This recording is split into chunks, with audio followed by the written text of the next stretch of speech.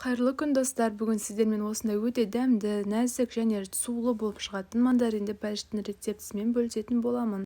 Мандариндерімізді қабығынан аршыған қабықтарын майдалап турап аламыз. Тапамызға майымызды жағамыз.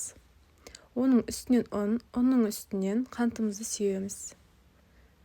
Туралған мандариндерімізді орналастырып шығамыз.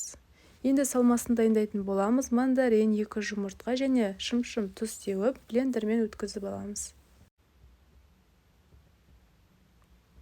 Қалған салмаларымызды осылай кезек-кезегімен салып, жақсылап араластырамыз. Сұйық май, су барлығын бірге қосамыз. Ұнды осылай үккіштен өткізіп салсаңыздар, бәлішіміз жақсы көтеріледі. 180 градустағы қызып тұрған пешке 40 минутта пісіріп алатын боламыз. Міндетті түрде жасап көріңіздер, өте дәмді болып шығатын рецепт. Сіздермен болған Әйгерім, ас болсын.